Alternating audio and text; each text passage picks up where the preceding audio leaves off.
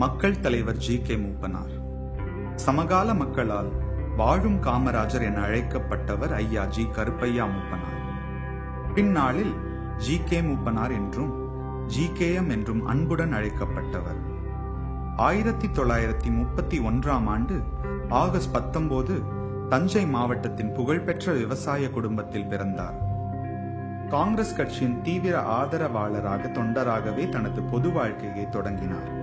எப்போதுமே சாதாரண வேட்டி, அரைக்கை சட்டை, ரப்பர் செருப்பு என்ற காட்சிக்கு எளியவராகவே இருந்தார்.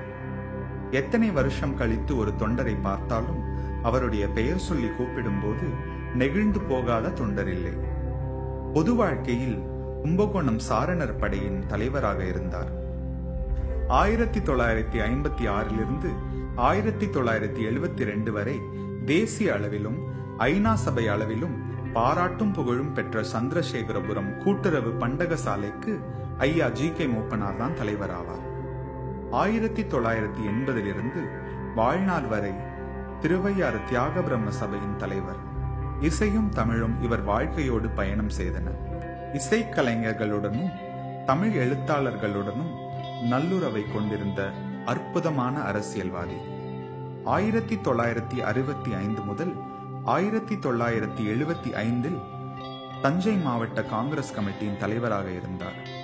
1976 80 வரை தமிழ்நாடு காங்கிரஸ் கமிட்டியின் தலைவராக உயர்ந்தார். இந்த காலகட்டத்தில் பெருந்தலைவர் காமராஜரின் செல்ல பிள்ளையாகவும் நம்பிக்கைக்கு உரியவராகவும் இருந்த காலம் மிக முக்கியமானது. 1980 முதல் 1988 அகில இந்திய காங்கிரசின் பொதுச் செயலாளராக இருந்தார். பிரதம மந்திரி இந்திரா காந்தியின் நம்பிக்கைக்குரியவராக இருந்தவர். எல்லா மாநில காங்கிரஸ் கமிட்டியிலும் எழும் பிரச்சனைகளை தீர்த்து வைக்கும் திறமை கொண்டவராக இருந்தார். மீண்டும் 1988 முதல் 1989 தமிழக காங்கிரஸ் தலைவர் பொறுப்பு. 1989 1990 தமிழ்நாடு சட்டமன்ற கட்சி தலைவர் பதவி. 1977 1995 வரை பாராளுமன்ற ராஜ்யசபை உறுப்பினராக இருந்தார்.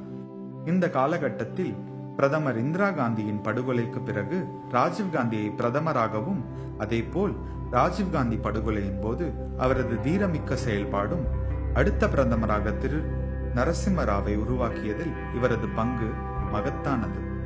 தனது தலைவரை போலவே தானும் 2 பிரதமர்களை உருவாக்கிய கிங் மேக்கர் என இந்திய அரசியலில் வலம் வந்த தலைவர். 1996 அகில இந்திய தலைமையுடனான கருத்து வேறுபாடு காரணமாக பிரிந்து வந்து தமிழ் மாநில காங்கிரஸ் கட்சியை ஆரம்பித்தார். தமிழக இந்திய அரசியலில் தமிழ் மாநில காங்கிரஸ் மிக முக்கியமான மாற்று அரசியல் இயக்கம் என்பதை உருவாக்கினார். இந்த காலகட்டத்தில் மத்திய அமைச்சர் மற்றும் பிரதமர் பதவி தேடி வந்த போதும் அதனை ஏற்றுக்கொள்ள மறுத்து வித்தியாசமான அரசியல் தலைவர் பெருந்தலைவர் காமராஜரை போலவே இவரும் செயல்பட்டார். கட்சியில் இளைஞர்களை அடையாளம் கண்டு பொறுப்புகளை நம்பி கொடுத்தார். எளிதில் அணுக முடிந்த தலைவர். வாழ்நாள் வரை தமிழக கிரிக்கெட் அசோசியேஷன் கழக உறுப்பினராக இருந்தவர். மேலும் கால்பந்து, பேட்மிண்டன், சைக்கிள் மற்றும் குதிரை சவாரியில் ஈடுபாடு கொண்டவர். அதனால் தானோ என்னவோ தமாகாவுக்கு சைக்கிள் சின்னம் அமைந்தது போலும். ஆங்கிலத்தில் சரளமாக பேசவும் படிக்கவும் எழுதவும் கூடிய தீவிர படிப்பாளியாகவும் இருந்தவர். வெளிநாட்டு பயணம் போகாத ஒரே தலைவர். இந்திய அரசியலில் மூப்பனாருக்கென்று தனி இடம் உண்டு இன்று வரை. தனக்கு பின் தலைவர் யார் என்பதை சொல்லாமலேயே ஆகஸ்ட் 30 2001 மறைந்த மக்கள் தலைவர் ஐயா ஜி.கே. மூப்பனாருடைய வளமான தமிழகம் வலிமையான பாரதம் எனும் லட்சிய முழக்கத்தையே நெஞ்சிலேந்தி நமது தமாகா இன்றும் வலம் வருகிறது.